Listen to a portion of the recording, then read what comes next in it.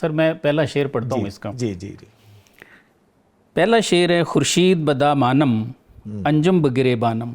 فرماتے ہیں کہ خورشید وقت کہہ رہا ہے کہ خورشید بھی میرے دامن میں ہے, ٹھیک ہے, اور انجم جو ہیں وہ بھی میرے گریبان میں ہیں.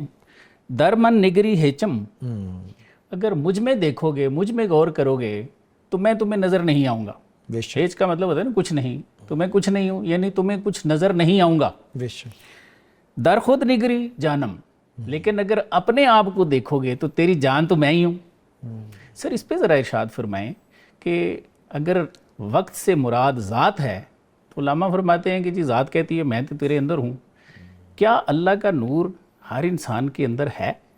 سر بے شک. دیکھیں یہ تو بالکل در خود نگری جانم جو اللہ کلام کے اندر حضرت علامہ نے واضح کیا ہے, چیزیں ہمارے سامنے ہیں کہ فَإِذَا سَوَّيْتُهُ وَنَفَخْتُ فِيهِ مِن رُوحِي فَقَعُوا لَهُ سَاجِدِينَ. فَقُولَ, تو یہ چیز بالکل ہمارے سامنے ہے سورہ حجر میں, سورہ حجر کے اندر, جی جی, کہ جب میں نے انسان کو پیدا کیا, برابر کیا, تو یہ کیا تھا, مٹی کا ایک ڈھانچہ تھا, ٹھیک ہے, اس میں روح تو جاتی ہی نہیں تھی. اللہ نے اس سے وعدہ کیا کہ تمہیں لوٹاؤں گا ضرور.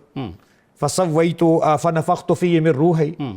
سملرلی کیس ہمیں ملتا ہے جب میں اسے پورا بنا لوں اور اپنی روح اس میں پھونک دوں تو فَقَعُوا لَهُ سَاجِدِينَ, تم سارے اس میں اس کو سجدہ کرنا کے لیے گر جاؤ. اس کا مطلب ہے مولانا کا کلام بھی ہے, میں وہ بھی آپ کو ضرور سناؤں گا. بالکل بالکل. مولانا روم رحمۃ اللہ علیہ وہ علامہ کے پیر و مرشد ہیں, تو وہ فرماتے ہیں کہ گر نہ بود ذات اندر وجود, اگر اس وجود میں جو مٹی کا اللہ بنا رہے ہیں ذات خود نہ ہوتی, کہہ روا بود ملک کردن سجود, تو فرماتے ہیں اللہ تعالیٰ کیسے یہ روا سمجھتے کہ فرشتوں کو فرماتے کہ اس کو سجدہ کرو, اس کو سجدہ فرماتے وہ اپنی ذات کو کرایا.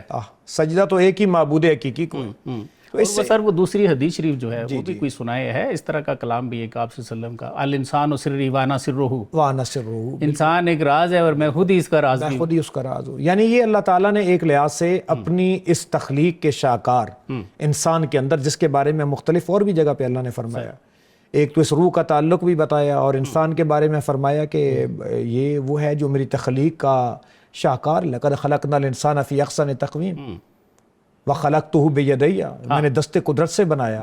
تو اللہ تعالیٰ بنیادی طور پہ اپنی اس مصنوع اور مخلوق کے ذریعے اپنی خالقیت کا رنگ دکھانا چاہتا ہے. خود تو وجود سے پاک ہے, اس انسان کو اپنی نیابت کا منصب دیا کہ یہ جتنے بھی جوہر اور کمالات دکھا رہا ہے, بیسیکلی تو یہ وہ اس شرح صدر کے بعد اللہ تعالیٰ نے اس کے اندر جو نور کی کیفیت پیدا کی ہے, یہ بنیادی طور پہ کیا ہے, حضرت عبداللہ ابن مسعود سے روایت کردہ یہ حدیث پاک بھی موجود ہے کہ آقا کریم صلی اللہ علیہ وآلہ وسلم سے پوچھا گیا یہ شرح صدر اور یہ کیا معاملات ہیں. یہ حضرت عبداللہ بن مسعود کی بیکی شریف میں حدیث پاک موجود ہے, اور یہی انہوں نے اس کے اندر جو ہے وہ واضح کرنے کی کوشش کی. اس سے اللہ تعالیٰ دل کو کھولتا ہے, دل سے وہ اسرار و رموز نکلتے ہیں. حصہ ڈالتا ہوں, وہ کہتے ہیں کہ جی ہم نے آپ صلی اللہ علیہ وآلہ وسلم سے پوچھا کہ حضور یہ شرح صدر کیا ہے, جب آپ نے یہ آیت تلاوت فرمائی فمن شرح اللہ صدرہ للاسلام فہو علی نور من ربہ, کہ اللہ جس کی شرح صدر فرماتے ہیں وہ تو اللہ تعالیٰ کی طرف سے صاحب نور ہوتے ہیں.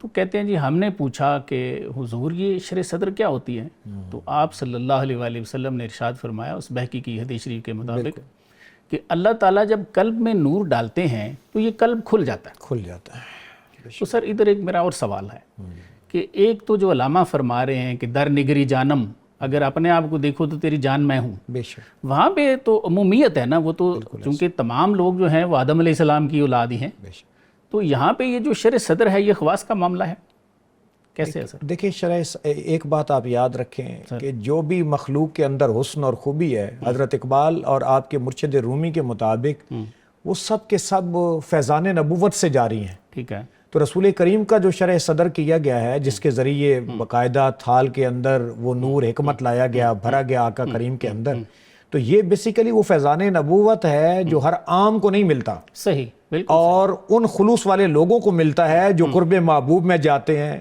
وہ جسی کو حضرت اقبال نے کہا کہ جس کا عمل ہے بے غرض اس کی جزا کچھ اور ہے، ایسی غورو حیام سے گزر بادہ و جام سے گزر.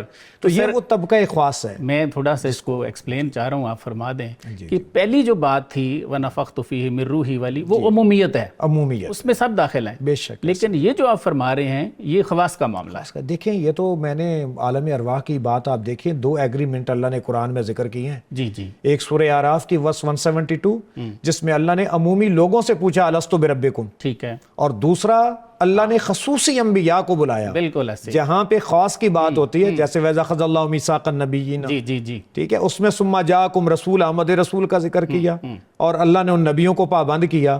جہاں پہ عشق اور محبت کی بات ہوتی ہے وہاں عمومی خطاب نہیں ہوتا، واہ. وہاں پہ خاص کی بات ہوتی ہے. اور پھر رسول کریم پہ نبوت کا دروازہ بند ہو گیا. آقا کریم نے فرمایا العلماء ورثۃ الانبیاء، جو عارف ہیں وہ علماء کے وارث ہوں گے، پیچھے انبیاء کرام کے وارث ہوں گے. تو یہ وہ طبقہ خاص ہے جس کو یہ نیابت اور چیز. اچھا ایک اور بات پروفیسر صاحب بڑی قابل غور ہے کہ یہ اللہ تعالیٰ نے جو روح وَنَفَخْتُ فِيهِ مِن رُوحِي، اس جسم کے اندر اپنی نمائندہ جو ہے وہ اس روح کو اللہ تعالیٰ نے بتایا. یہ جسم میں لطافتیں پیدا کرتی ہے، صحیح. اور جو باقی جسم ہے وہ تو کثافت کا مرکز ہے، اس میں اندھیرا ہے، صحیح ہے. اس میں ہیجان ہے، اس میں بہت ساری اور چیزیں ایسی آ جاتی ہیں جن میں سقم موجود ہوتا ہے. یہی علامہ خود ہی بیسی کو کہتے ہیں، نقطہ نورے کے نامے وہ خودی است، زیر خاک ما شرار زندگی. اسی کو تو فرماتے ہیں اس کو بیدار کر دو. یہ وہی طاقتیں ہیں جو اللہ کی اس ذات سے لے کر اس جسم کو روح کے بالوں پر لگا کے اس بارگاہ کے اندر حاضر کیا جاتا ہے.